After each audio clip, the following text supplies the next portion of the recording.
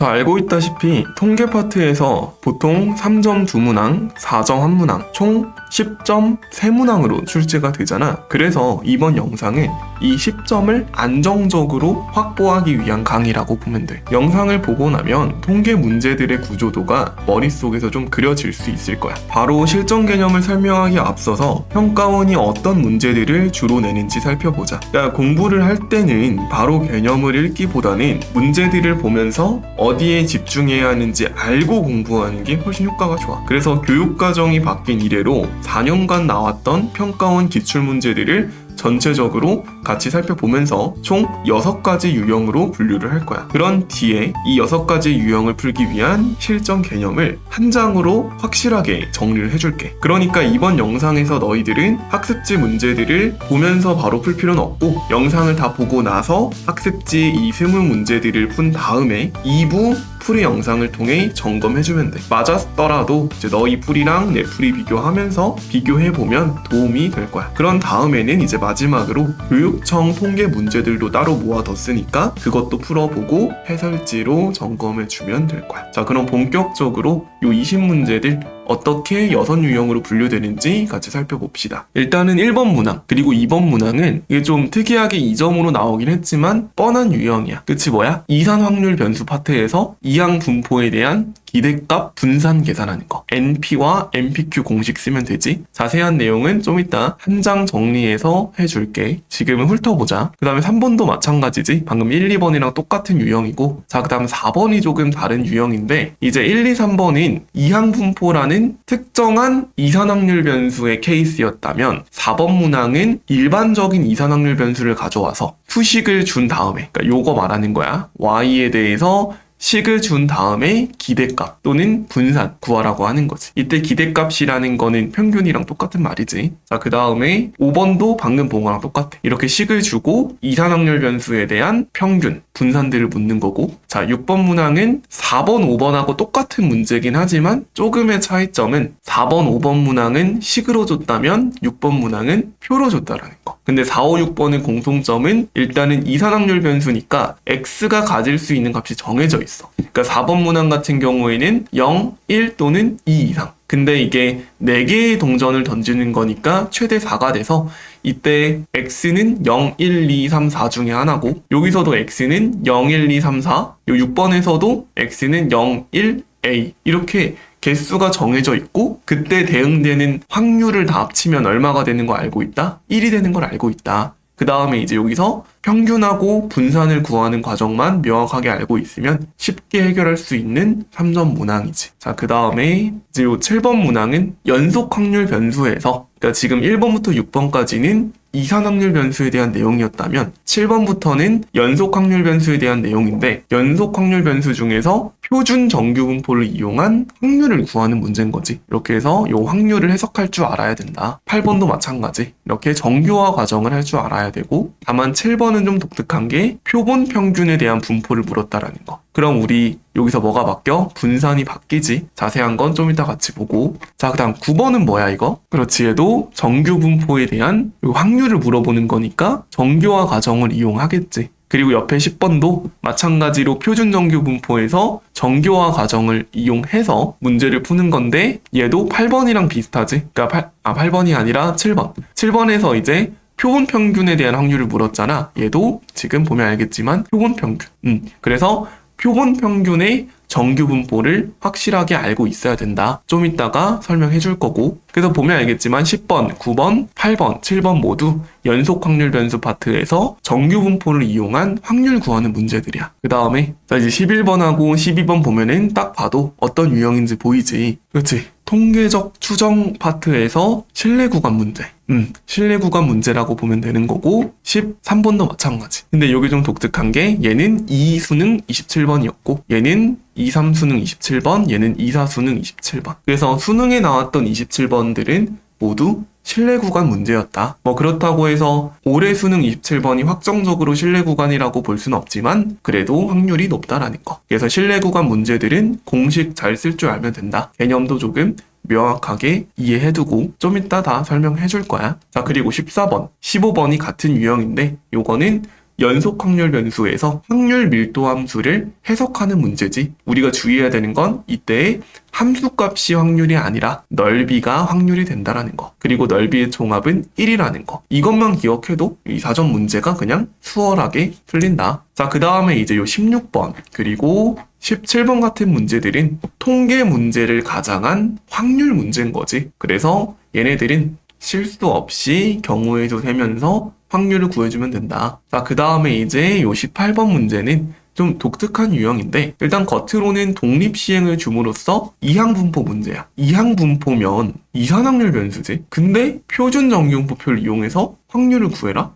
표준 정규분포면 연속확률 변수잖아. 자, 이게 무슨 소리야? 그렇지. 이항분포에서 n이 충분히 크면 우리는 그거를 정규분포로 해석하지. 이게 16,200이면 충분히 큰 숫자거든. 자, 그래서 이항분포를 정규분포로 해석해서 확률을 구하는 문제다. 올해 구모에 나온 만큼 확실하게 대비해둘 필요는 있어. 자, 그 다음에 일단 내가 좀 좋아하는 문제는 이런 19번 형태. 대칭성을 이용해서 그래프 해석하는 문제. 확률 밀도 함수를 그려놓고 평균의 위치와 이 확률 구간을 좀 왔다 갔다 하면서 상황을 해석하는 문제지 30번 치고는 그리 어렵지 않았어. 자, 그래서 19번도 유형 분류를 하자면 연속 확률 변수에서 표준 정규분포를 이용한 확률 구하기 유형이지. 자, 그 다음 20번은 좀 독특하게 이산확률 변수 문제고 보통 이런 식으로 표 두 개를 주는 경우에는 둘 중 하나야. x를 y로 나타낼 수 있는 선형성을 가지거나 아니면 지금 이 문제처럼 단순히 식을 써서 계산을 하거나 다만 두 가지 모두 구조적인 특징을 파악하면 계산량을 줄일 수 있으니까 대비해둘 필요가 있겠지. 그래서 이렇게 해서 총 6개 유형으로 나뉘는 거고 본격적으로 이 6개 유형에 대한 개념을 한 장으로 확실하게 정리해줄게. 자, 그러면 한번 같이 봅시다. 자, 전반부 영상에서 내가 설명했었던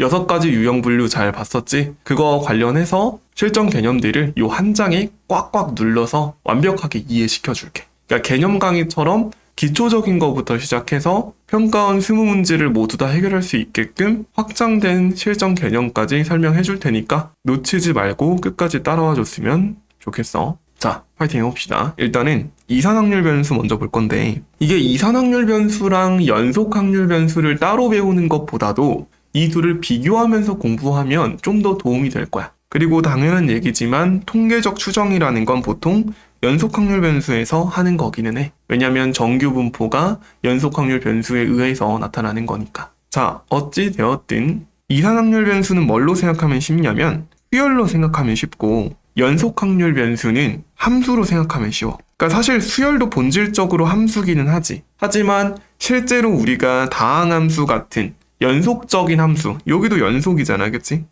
이런 연속적인 함수와 다른 점이 뭐야? 그렇지, 수열은 점으로 이루어져 있다라는 거지. 우리 1.5번째 항 이런 거 없듯이 이산확률 변수도 내가 이 변수를 x라고 했을 때 이 x가 뭐 자연수값만 가진다든지 정수값만 가진다든지 하는 거지. 그리고 연속확률 변수도 내가 이걸 x라고 다 봤을 때 이산확률 변수와의 차이는 얘가 뭐 실수 전체 뭐 이런 느낌인 거지. 물론 실제로는 조금 그 범위가 다를 수 있지만 확실한 건 연속확률 변수의 x는 스펙트럼이 매우 넓고 이산확률 변수의 x라는 건 뭐 자연수 정도 이런 생각으로 접근해주면은 이해하기 편할 거야. 어찌 되었든 이산확률 변수라는 건 수열처럼 하나하나 셀 수 있는데 그거를 보기 편하게 나타난 게 뭐다? 이산확률 분포표다. 그래서 뭐 용어가 중요한 건 아니고 얘를 가지고 표로 표현하는 게 익숙해야 돼. 자, 예시를 좀 보여줄게. 자, 이렇게 x 대문자 쓰면 이거는 이산확률 변수겠지? 그리고 px라고 할게. 뭐 정확히는 px = x라고 써야 되지만 뭐 의미는 둘 다 비슷하니까 이렇게 표현을 할 거고 이제 보통 문제에서는 x값이 4개를 넘어서지 않아. 5개, 6개는 좀 계산이 귀찮아지니까 보통은 이제 이런 식으로 x가 0일 때, 1일 때, 2일 때, 3일 때 확률을 준다라는 거지. 그래서 확률을 그냥 내가 편하게 P0, P1, P2, P3라고 해볼게. 이때 중요한 건 뭐야? 첫 번째 사실. 그러니까 이산확률 변수에서 우리가 알아야 하는 것들이 있는데 일단 첫 번째로 요게 좀 중요해. 당연한 얘기지만 시그마 px를 합치면 얼마가 된다? 1이 된다. 그러니까 여기 있는 네 숫자를 합치면 1이 된다는 소리야. 여기까지 전혀 문제 없지. 너무나 잘 알고 있는 상황이고 자, 이제 평균을 한번 구해볼게. 근데 사실 나는 평균이라는 용어보다는 기대값이라는 용어를 좀 더 좋아하거든. 그러니까 예를 들어서 이런 거야. 뭐 좀 이따 이항분포에서도 다시 언급을 하겠지만 동전을 내가 100번 던질 거야. 그러면은 앞면이 나오는 기대값은 얼마야? 보통? 그러니까 앞면이 몇 번 정도 나올 거라고 기대할 수 있어? 100번 던지면? 그치? 평균적으로 한 50번 정도 기대할 수 있지 않을까요? 이렇게 얘기할 수 있는 거야. 그게 기대값의 의미야. 물론 평균이랑 의미론적으로 비슷하긴 하지. 근데 기대값이라는 용어로 해석했을 때 좀 편한 경우가 많다. 그러니까 뭐 예를 들어서 로또 1억짜리. 근데 확률이 1%야. 그럼 그 로또의 기대값은 얼마야? 1%의 확률로 1억. 99%의 확률로 빵원이잖아? 그럼 1% 확률로 1억이면 얘의 기대값은 100만 원짜리 로또가 되는 거지. 1%에다 1억 곱하고 99%에다 0 곱해서 둘이 더하면 어차피 그냥 100만 원이니까. 어쨌든 이런 식으로 기대값을 이용할 수 있는데 그럼 이 표에서 기대값을 어떻게 구하면 돼? 표에서 기대값? 이렇게 생각하면 쉽다. 시그마 x px 이렇게 해서 다 합쳐주면 얘가 평균이 돼서 이 x가 되는 거지. 괜찮지? 그래서 보통 어떻게 구해요 우리? 이런 거? 이거 둘이 곱하면 0, 둘이 곱하면 p1, 둘이 곱하면 2p2, 둘이 곱하면 3p3 뭐 이런 식으로 그래서 다 더한 게 이 x가 되는 거지. 그러니까 확률하고 값을 곱해서 다 더한 게 기대값, 즉 평균이 된다. 자, 그 다음 분산. 요거 좀 매우 중요한데 우리 분산을 구하는 방식이 두 가지야. 근데 그 두 가지 방식을 이해하기 전에 먼저 이 분산이라는 거의 의미를 알고 있는 게 중요해. 이때 분산의 분자가 분포할 때 그 분자야. 그러니까 분포된 정도가 분산인데 어디에서 분포된 정도냐? 평균에서 떨어진 정도야. 평균에서 떨어진 정도. 그러니까 예를 들어서 만약에 분산이 엄청 크다는 건 무슨 뜻이야? 자료들이 평균에서 엄청 멀리 떨어져 있는 거야. 그러니까 평균은 50점인데 막 빵점인 애들 엄청 많고 100점인 애들 엄청 많고 이게 분산이 큰 경우. 그러면 반대로 분산이 작은 경우. 자, 극단적으로 얘기해서 분산이 0이야. 그건 언제야? 분산이 0인 거. 잘 생각해봐. 분산이 0이다. 그럼 자료들이 어떤 특징을 가질까? 그렇지. 모든 자료들의 값이 다 똑같은 거야, 그냥. 그러니까 뭐 예를 들어서 다 50점인 거지, 그냥. 그럼 평균이 50점이고 평균에서 떨어진 정도가 다 빵이지, 빵. 그래서 그럴 때는 분산이 0인데 그럼 이 분산을 어떻게 계산하냐? 기대값은 그냥 확률에다가 자료값 곱해서 다 더했다면 분산은 첫 번째로는 시그마. 자, 잘 봐. 그 자료값에서 평균을 빼. 이걸 뭐라 그래? 편차의 제곱. 즉 편차 제곱의 뭐야? 평균이 되는 거야. 확률을 곱해서 다 더해주면 이건 평균의 의미가 되는 거지. 여기서 했지, 기대값에서. 그래서 첫 번째로 분산은 편차 제곱의 평균이구나. 다시 편차 제곱의 평균이구나. 요게 첫 번째. 그다음 두 번째로 어떻게 해석할 수도 있다? 이거를 이제 전개해서 정리해보잖아. 한번 직접 해보면 좋아. 전개해서 정리해보면은 시그마 x제곱 px 빼기 그냥 m제곱이 나오거든. 그래서 우리는 이거 어떻게 외워? 제평평제를 외우지. 왜? 얘가 제곱의 평균이잖아. 그러니까 이제 아까부터 계속 언급했던 게 있지. 뭐야? 시그마 어떤 별에다가 그 별이 일어날 확률을 곱한다면 이건 뭐가 된다? 별의 평균이 되는 거구나. 요게 이제 우리 이산확률 변수의 수식 계산에서 가장 중요한 포인트이기는 해. 그래서 이걸 이용하면 왜 분산이 제곱의 평균 빼기 평균의 제곱인지 알 수 있다. 그러니까 당연히 평균은 m이랑 똑같이 생각하면 되고 또 이제 용어 정리 잠깐 하자면 기대값은 EX, 분산은 VX로 표기하는 거지. 뭐 이런 식으로 전체적으로 이해할 수가 있고 자 이제 그러니까 하다 보니까 너무 자세히 되네. 혹시 좀 아는 내용이면은 좀 2배속으로 들어. 아는 내용 부분은 넘기진 마. 왜냐면은 좀 중요한 내용이 들어있을 수도 있으니까 넘기지 말고 2배속으로 듣다가 모르는 내용 나왔을 때 다시 정배속으로 바꿔주면 좀 더 효율적으로 공부할 수 있을 거야. 자, 그리고 나서 우리 단골 소재 하나 있지. 이제 여기까지 배웠으면 이제 요 내용에서 뭘 알아야 돼? 이런 거. E AX 플러스 B 그리고 V AX 플러스 B 그리고 이제 표준 편차는 시그마로 표현하는데 그건 그냥 분산의 루트시었다고 생각하면 뭐 딱히 할 거 없지. 그래서 뭐 따로 여기다 써놓을까? 표준 편차는 루트 분산이다. 이런 식으로 이해해주면 되고 중요한 건 이거지. 얘는 그냥 우리 너무나 당연히 이렇게 쓰는 게. 자, 근데 잘 봐. 이거 이해시켜줄게. 그러니까 방금 내용을 진짜 열심히 들었잖아? 이거 이해할 수 있어. 잘 봐. 분산의 의미가 뭐라고? 평균에서 떨어진 정도야. 자, 그럼 일단은 B라는 걸 더했다라는 건 모든 자료의 B를 더한 거거든. 똑같이 지금. 그러면은 평균에서 떨어진 정도가 바뀌었겠니? 아니 모든 학생이 점수에다가 10점을 다 더했어. 모든 학생 점수에다가. 그러면은 평균에서 떨어진 점수가 바뀌어? 애들이? 아니지. 평균도 똑같이 10점 더해질 거니까 분산은 일정해. 그래서 분산해서 요 B는 영향을 못 주고 그럼 A는 어떤 영향을 주나요? 잘 봐. 편차의 평균이 아니라 편차의 제곱의 평균이지. 그러니까 제곱을 할 거야 우리. 편차 제곱의 평균이 분산의 정의란 말이야. 그러니까 재평평제만 기억하지 말라고. 편차 제곱의 평균이 분산이라는 것도 기억을 해두면 적재적소에 이때는 재평평제를 쓰고 이때는 편차 제곱의 평균을 쓰고 그래야 너희가 수학을 좀 입체적으로 이해할 수가 있어. 아무튼 자, 이 상태에서 편차 제곱의 평균이 분산이라고 했으니까 여기서 편차라는 게 어떻게 되냐면 그러면 AX에서 AM을 뺀 게 편차야. 이거를 제곱할 거라고. 일단 평균도 A배 되는 거 이해되지? 그래서 AM이라고 쓴 거고 근데 여기서 A를 밖으로 꺼낼 수 있지. 근데 그 밖으로 꺼낼 때 어떻게 꺼내죠? 그렇지. A제곱으로 꺼내죠. 그래서 얘는 앞에 A제곱이 붙는 거야. 이해되지? 물론 단순히 암기해도 괜찮아. 근데 이런 식으로 좀 한 장 정리니까 그냥 좀 확실하게 이해해두면 오래 기억에 남을 거야. 알겠지? 그래서 요 한 장 탁 찰칵 머릿속에 기억을 해놓고 이제 여기까지가 이산확률 변수 기본적인 내용. 그리고 여기서 추가적으로 딱 한 가지만 더 하면 우리 이항분포의 경우에는 공간이 없다. 한 장 정리하려고 하지만 공간이 좀 없네.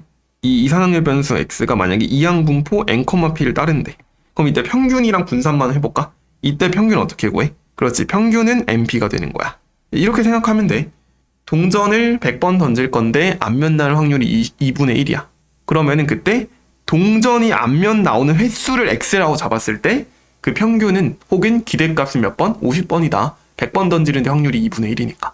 그래서 np, n 곱하기 p가 평균이고 거기다 뭐까지 곱하면? q까지 곱하면 분산인데 이때 q라는 건 1 빼기 p인데 요거는 그냥 암기해두자. 괜찮지? 이항분포에서 np 곱한 게 뭐고 평균이고 npq 곱한 게 분산이 된다. 이때 q라는 건 1 빼기 p라는 거지. 요거까지 하면 지금 아까 평가원 이산확률 변수 문제들을 풀 때는 전혀 지장 없이 그러니까 마지막 20번 좀 어려운 4점짜리 하나 있잖아. 그것도 그냥 뭐 요걸로 바로 끝나. 지금 한 내용으로 그거 풀 수 있으니까 혹시나 이제 요 개념 설명하는 게 조금 피곤하다 싶은 친구들은 일단 그 문제들 먼저 풀면 좋을 것 같아. 이산확률 변수 문제들 풀고 와서 이제 연속확률 변수 내용 다시 이어서 들어도 괜찮으니까 그런 식으로 공부해도 좋아. 자, 이제 본격적으로 연속확률 변수 한번 봅시다. 그러면 자, 아까 연속확률 변수는 뭐라 그랬어? 함수라 그랬지? 그래서 이산확률 변수는 표로 이해했다면 연속확률 변수는 그래프로 이해하면 돼. 괜찮지? 자, 그래프를 하나 임의로 그려볼게. 이렇게 해서 x 이렇게 그려놓고 이런 식으로 한번 그려볼까? 이게 당연한 얘기지만 x의 범위가 존재할 거야. 예를 들어서 뭐 0부터 시작해서 여기 x는 a 지점까지가 전체 확률 변수 x가 가질 수 있는 범위라고 문제에서 줄 거거든. 이런 식으로. 그래서 이 범위 안에서 확률을 가지고 놀면 되는 건데 자, 가장 큰 5개념 중 하나가 자, 예를 들어서 봐봐. 여기가 x는 1일 때고 여기가 x는 2일 때라고 해볼게. 근데 문제에서 만약에 px는 1을 물었어. 그럼 우리 뭘로 대답해야 돼? 이 점에서의 함수값. 이로 대답하면 큰일 난다고. 이거 그냥 0이야 우리 얘들아. 연속확률 변수는. 그러니까 마치 비유하자면 이런 거야. 전 국민 중에서 내가 한 명 뽑았어. 근데 그 사람이 우리 키는 이산확률 변수야, 연속확률 변수야? 단순히 생각하면 뭐 이산일 것 같긴 하지만 엄밀하게 생각해보면 우리 키라는 건 뭐 170점 몇 이렇게 다 얘기할 수 있지. 그러니까 얘는 기본적으로 연속확률 변수야. 키라는 거는 연속적으로 모든 값을 가질 수 있는 거고 그렇기 때문에 내가 한 명을 딱 뽑아서 얘 키가 170cm예요 라고 해버리면 그 확률이 몇이겠니? 이 사람이 정확히 170cm일 확률이 몇이겠어? 0이라고. 0에 무조건 수렴해버려. 정확히 170cm인 사람은 없다고. 진짜 측정 쫙 해보다 보면 얘가 170.01375cm 뭐 이런 식으로 나올 수 있잖아. 그러므로 이제 너희가 이런 확률 밀도 함수를 바라볼 때 어떤 한 지점에서의 확률을 묻는다면 그건 0이 돼. 근데 당연한 얘기지만 평가원에서 그 지점의 확률을 묻겠어? 답이 0이 되는 그 지점의 확률을 묻진 않을 거고 그래서 어떻게 묻는 거야? 구간으로 묻는 거야. 어떻게? 이런 식으로 px는 1부터 2까지. 그럼 이거 계산 어떻게 한다? 그렇지. 얘 민넓이가 그 확률이 되는 건데 그 민넓이를 어떻게 구하면 돼? 여기서는 뭐 이제 사각형 뭐 사다리꼴 이렇게 풀면 되고 일반적으로 쓰면 적분해서 구한다. 이런 식으로. 이때 그럼 f가 의미하는 게 뭐야? 요 함수를 f라고 하는 거야. 이런 식으로 생각해주면 돼. 그러니까 연속 확률 변수에서 확률이라는 건 한 지점에서 정의되지 않고 무조건 구간으로 정의되면서 그 구간의 넓이가 확률이 된다라는 거지. 그리고 당연한 얘기지만 이 넓이 전체 다 더하면 정확히 1이 될 거고. 여기까지가 연속 확률 변수의 가장 기초적이지만 4점 문제까지 확장될 수 있는, 요거 4점 2개 아까 앞에서 봤었지? 그 문제를 요 개념만으로 다 풀 수가 있어. 나쁘지 않지? 자, 그리고 이제 본격적으로 통계의 꽃이 나오는 거지. 정규분포. 그러니까 이거 봐봐. 이거 정규분포야? 그러니까 우리 정규분포가 뭐지? 평균을 기준으로 아름답게 대칭 구조를 이루는 그런 걸 정규분포라고 하는 거잖아. 근데 이제 딱 봐도 요 함수 f는, 즉 이 확률 밀도 함수는 정규분포가 아니지. 비대칭적인 그냥 뭐 민넓이가 1인 어떤 확률 밀도 함수일 뿐인 거지. 근데 이제 우리가 공부할 때는 수열에서도 모든 수열 다 다루지 않고 등차 등비 콕 집어서 공부했지. 여기 통계도 마찬가지야.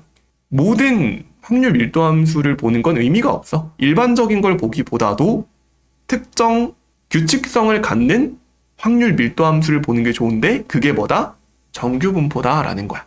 여기까지 납득되지? 그래서 이 세상에는 당연히 정규분포도 매우 많지만 그 중에서 좀 더 특수한 거를 정규분포라고 하는 거고. 자, 이제 뭔 느낌인지 알겠지? 그럼 여기서 우리가 알고 있어야 되는 게 뭐냐? 일단은 표기법 정확히 알고 있어야 돼. 예를 들어서 어떤 확률 변수 x가 이 정규분포를 따른대. 자, 그럼 이때 이 확률 변수 x는 연속 확률 변수야, 이산 확률 변수야? 그렇지, 당연히 연속 확률 변수지. 정규분포는 기본적으로 연속 확률 변수에서 논하는 거야. 그래서 이제 민넓이가 우리 확률이 되는 거잖아. 이산 확률 변수에서 민넓이가 확률이다 이런 얘기 안 하잖아. 그러니까 일단은 정규분포라는 건 연속 확률 변수에서 얘기를 하는 거고, 이제 보통 우리가 표기법 자체를 m, 시그마 제곱 이렇게 표기를 하지. 이때 얘가 당연히 평균, 표준 편차를 의미하는 거고. 이때 이제 이렇게 식으로도 이해하면 좋지만 당연히 중요한 건 뭐다? 그래프를 이해하는 거. 그래서 평균이 여기 정 가운데고 이렇게 축이 있으면 이게 대칭이거든? 그러니까 당연히 전체 넓이는 얼마일 거고, 이렇게 전체를 색칠하면 전체 넓이는 1이 될 거고, 그럼 이제 반쪽 넓이는 얼마야? 예를 들어서 반쪽 넓이는 0.5인 거야. 근데 이제 뭐가 궁금할 수 있어? 그렇지, 구간에서의 이 넓이가 궁금할 수 있잖아. 그럼 우리 원래는 뭐 해야 된다고? 이때 이 넓이를 구하려면 적분을 해야 된다고. 근데 우리 이런 곡선 적분하는 거 안 배웠잖아. 그치? 그러니까 물론 3차 함수면 적분할 수 있겠지만 이게 나중에 뭐 대학 가서 배우면 알겠지만 3차 함수가 아니거든. 지수함수 꼴이기 때문에 우리가 지금 당장의 지식으로는 적분이 불가능해. 그럼 적분 안 되는데 이거 넓이 어떻게 구할까? 그렇지, 넓이를 미리 다 구해놨어. 구간별로 다 구해놨는데 어떤 거의 넓이를 구해놨냐면 정확히 말하면 표준 정규분포의 넓이를 구해놓은 거야. 즉 평균이 0이고 표준 편차가 1인 이러한 특수한 정규분포를 표준 정규분포라고 했고, 이때 이 표준 정규분포의 넓이들을 표로 구해둔 거지. 이런 식으로 해가지고 뭐 1일 때, 2일 때, 3일 때 이런 거 많이 봤잖아. 문제 보면 표 주고 0부터 1까지 넓이 얼마, 0부터 2까지 넓이 얼마, 0부터 3까지 넓이 얼마, 이런 식으로 표준 정규분포에서의 넓이를 구해놨어. 그러면은 우리는 뭐만 혹시 알게 되면 이 구간을 내가 표준 정규분포화 시켜서, 즉 정규화 과정을 거쳐서 바꿔줄 수만 있다면, 구간을 변화시켜서 표준 정규분포로 만들어줄 수만 있다면 표를 이용해서 얘의 넓이를 구할 수 있다는 거고, 그게 정규화 과정인 거지. 자, 예를 들어서 만약에 우리가 그냥 일반적인 정규분포를 따르는 x에 대해서 a부터 b까지 확률을 구하고 싶어. 그럼 어떻게 한다? 그렇지, x에서 m을 뺀 다음에 시그마로 나눠주면 된다. 이게 요건 일단 외우면 좋은데 이렇게 식으로 이해하는 것도 물론 해야 돼. 당연히 이 식 외우면 되고, 이렇게 이게 정규화야 지금 쓴 게. 그럼 요게 뭘로 바뀌어? 요게 z가 되는 거고 이게 정규화. 근데 이제 이게 왜 정규화인지 잠깐만 빨리 설명하면은 너무나 당연해 얘들아. 왜 m을 뺄까? 아니 평균이 지금 m이잖아. 그럼 m을 빼면 평균이 뭘로 바뀌겠어? 모든 자료의 값을 지금 m을 빼버려. 모든 자료 값에서. 근데 원래 이 모든 자료 값이 평균이 m이었거든, x가. 근데 다 m씩 빼면 평균이 얼마거든. 그래서 이런 거야. 모든 학생이 평균 점수가 지금 50점이야. 근데 선생님이 이 애들의 점수를 다 50점 깎아버린 거야. 그럼 뭐 어떤 애는 음수일 수도 있고 점수가 뭐 그런 상황인데, 그랬을 때 얘네들의 평균은 뭘로 바뀌겠어? 원래 50점이었다면 빵점으로 바뀌는 거야. 그러면은 뭐가 된 거야? 평균을 0으로 만든 거네. 괜찮아?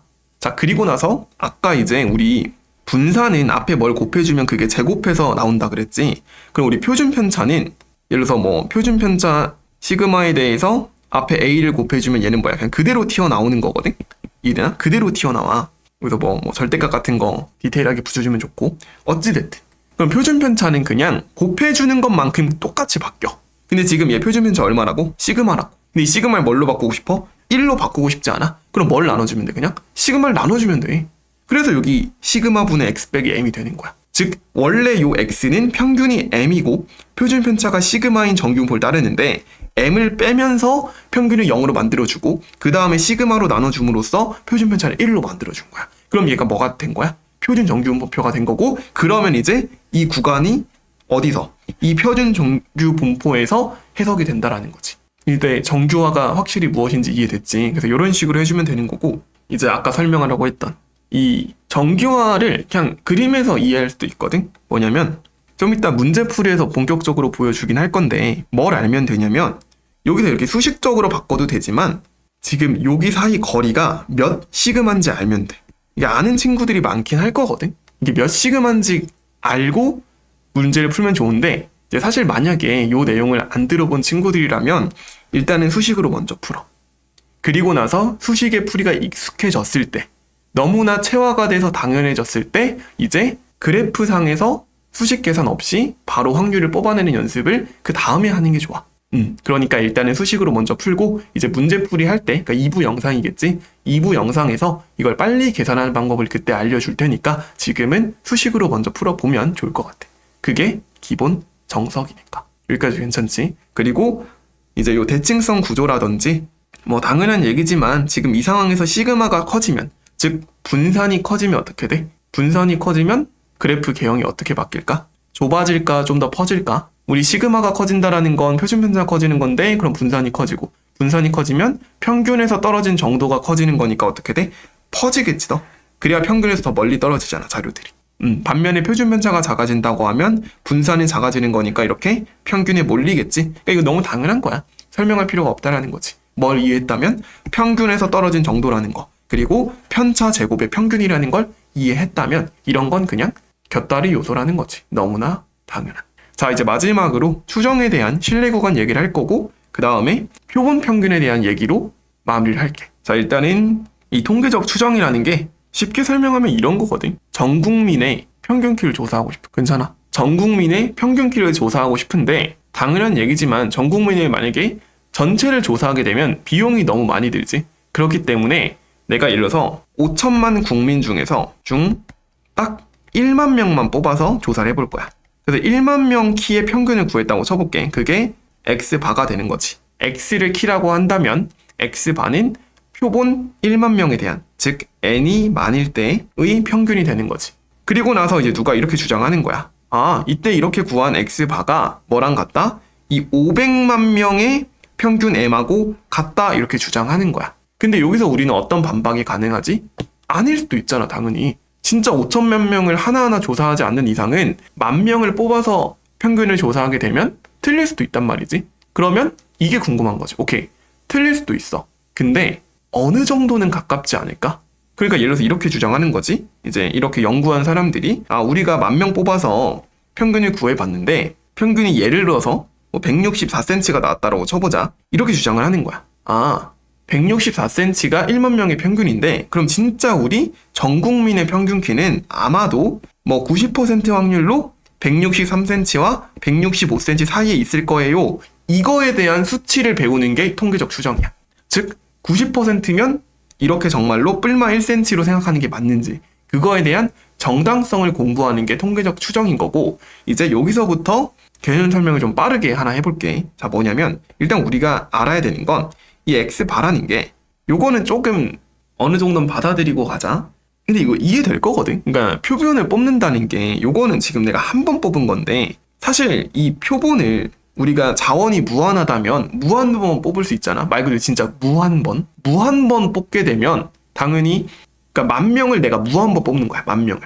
그러면 그 10,000명의 평균들도 몇 개 있겠어. 똑같이 무한 게 있겠지. 그걸 이제 표본 평균이라고 하는 건데 자원이 무한하다면 표본 평균을 무한번 뽑을 수 있게 되고 그럼 이 표본 평균은 뭐가 되는 거야? 연속 확률 변수가 되는 거야.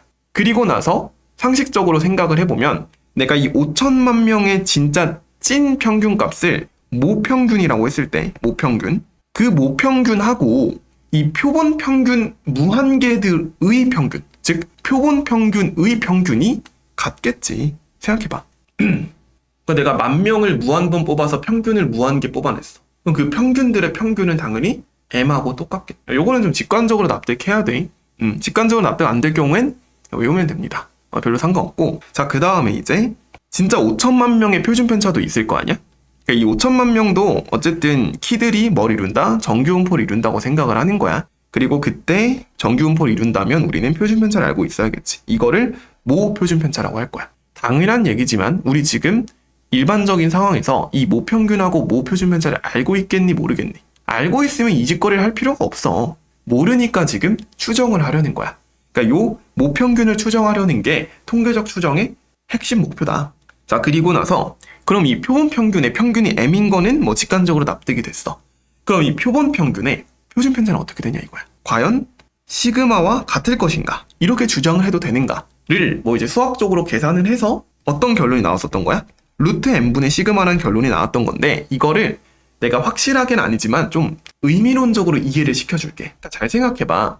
5천만 명의 키가 오케이? 실제 그 5천만 명의 평균 키하고 떨어진 정도를 생각해봐 머릿속으로. 그러니까 지금 5천만 개의 키들이 있어 자료들이. 그리고 평균이 있겠지? 그 평균하고 떨어진 정도 그거를 합친 것과 오케이? 그러니까 그것들의 평균 즉 편차의 평균이 만약에 이번에는 이 상황 10,000명을 뽑아서 표본 평균들을 이제 무한계 뽑아놨겠지? 걔네들의 밀집 정도, 즉 평균하고 떨어진 정도하고 누가 더 크겠니?